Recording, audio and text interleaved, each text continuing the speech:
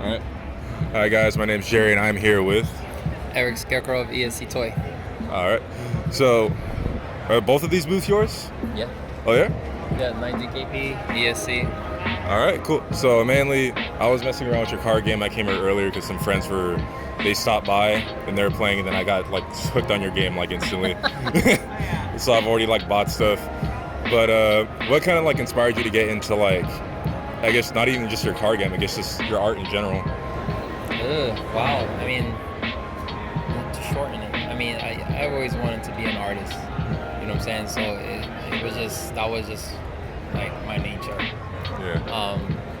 Truth be told, I always wanted to be a comic book artist. Oh really? Yeah, but it just life led me into other things, and I think the key to that was to be open to it.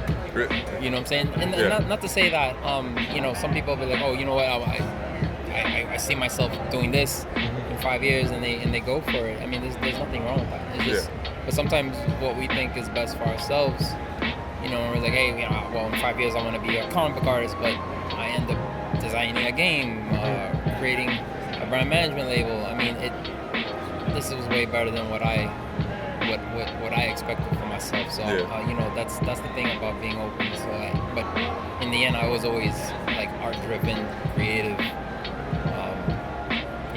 To me, I feel like I'm still, just an artist, like a creator. Yeah. So I guess that's the best way I could summarize it. Yeah. I feel like as hell. When I was a kid, I wanted to be like an animator, but then I learned graphic design when I was in high school, and it's been like a very weird journey. So now it's like I'm trying to get into motion design, and just like VFX stuff at this point.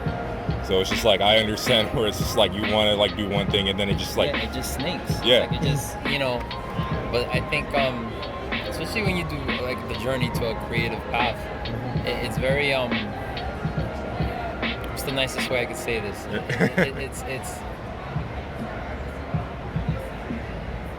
you could be alone a lot in your head. Yeah. And when you're comparing your work to other work that's out there, I mean, now you got AI. Yeah. You know what I'm saying? So it's like people, and this is something that, you gotta have that stamina to really be like, all right, you know what? I love this. I really want to do this, even when the money's not coming in. You know what I'm saying? So, I mean, it's just, as you know, I mean, you're a creative person too, so it's like, you gotta have that stamina, and you're always second guessing yourself, and that's normal. Yeah. And that's the one thing that I feel like art schools, I didn't learn. Like I had to figure that out on my own, man, was to really understand that even when you feel alone in your head, you're normal. So we're normal. Yeah. That is the realest thing I have heard. Oh, guys, it's a good conversation. I guess lighten it up though. But I guess what got you into making going into TCG? It's like any like card games that like inspired you to do that? Oh yeah. TCGs, I always loved trading cards. I mean, this goes back for me in the 80s. Oh really? Yeah, so I mean Magic came out in the late 90s, but like just collecting Garbage Pail Kids. I mean, just anything like sports cards, anything. Yeah. I just love the idea of seeing these cards as a collection, and you're trying to hunt down and to complete the collection. But the game itself, 90KP, to create that, I mean, when I created the game engine, this was like 2000. Really? Yeah, it was 2000. Wow. And I'm gonna be honest, when I created it, I didn't know what to do with it, because back then there was no Kickstarter. You know what I'm saying? So it just felt like, okay. And I'm gonna be honest, I went to some of these big companies that I used to collect their cards. Yeah. I was intimidated. I would see these execs, all in suits and business casual, and I'm over here, a street kid. So I'm just looking at it like, nah, yo, this isn't happening. Like I packed it up, went back on the train. I'm originally from New York, and I shelved it. Like I just shelved it, and then when I'm like 14, 15 years later, when I'm moving from New York to Vegas, I found it. I found the prototype in a box, And I was looking at it going, like, damn, this still works. It just needs to be polished and rebranded and sure enough, I would launch it on Kickstarter, it would get funded, and then we launched 90KB Series 1, 2016. Alright. Well, this is like, I just like talking to you because it's like really nice hearing like, it's like as like an artist myself, just kind of hearing like you're not alone, like you have like similar thoughts and like struggles that we kind of like all go through, with doubts. Listen, any creative person, no matter what they do, they're writing laws, making recipes, DJs, anybody. We all go through this. We're human, and that's the thing about, you know, social media makes you think like we have, you know, there's a persona facade, and that's all part of the marketing. That's the thing that I feel like people forget, or they don't know. And you know, when you understand what's behind the curtain of how people really feel and who they really are, you know, it boils down to you are normal. Like you're feeling alone. Stop comparing yourself.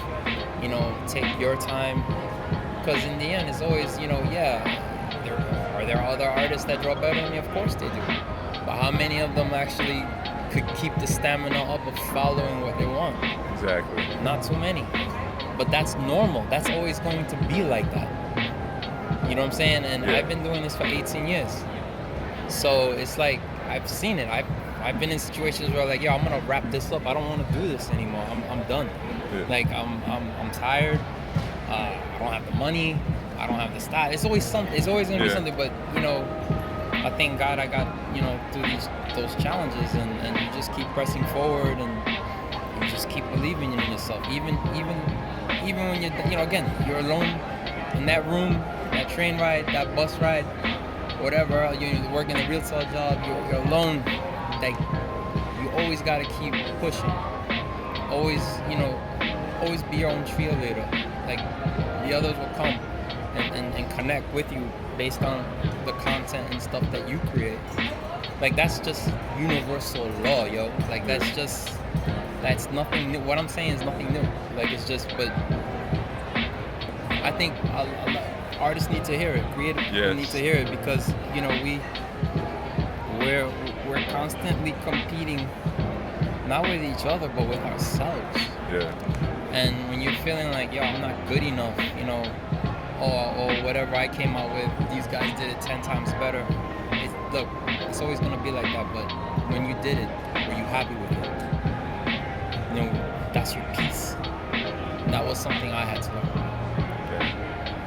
That's real.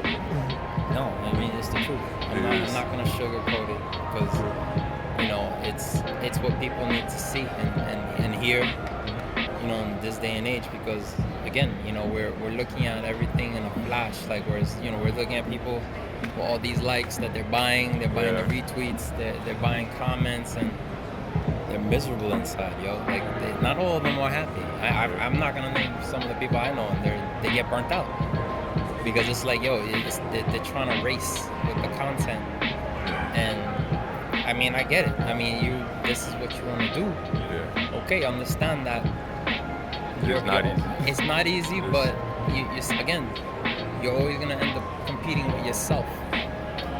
Because it's always like, okay, how, you know, am I good enough? You know, and you gotta tell yourself, yeah, I am. I'm great. You know what I'm saying? Like you gotta believe that, and that's gonna give you the stamina to continue. I needed to hear that too. Damn, thank you. Thank you.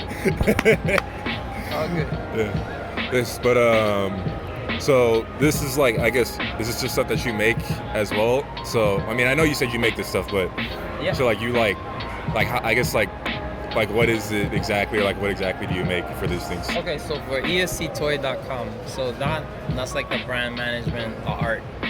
So it's a combination of, I mean, majority of it is like my art, and as well as art that I've done with other brands and companies. So which is dope, because I get to own half the rights with those other companies. Yeah, so yeah, it's a combination of doing like the 3D printing, mass producing in China, and offering them in different like formats, from figures, prints, pins. This is some of it. I mean, 18 years, I've done over 5,000 releases, so it's like you lose count, man.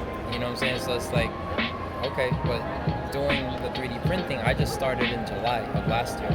Oh, wow. So I'm not even a year in, and I've done hundreds of 3D prints, you know, here in Vegas, which I'm proud of, because, you know, we're developing here locally. Yeah. Oh, you know, absolutely. Which is dope. So. Well, we're about to wrap this up, but where could everybody find you at? So you could definitely check out more of my work on esctoy.com, ericscarecrow.com, and my trading card game on 9dkp.com. All right. Well, just want to say thank you for doing what you do. It's been great talking, and also just thank you for keep pushing through, dude, because honestly, not everyone can do that. No problem. Thank you. It's nice meeting you, man. Likewise, bro.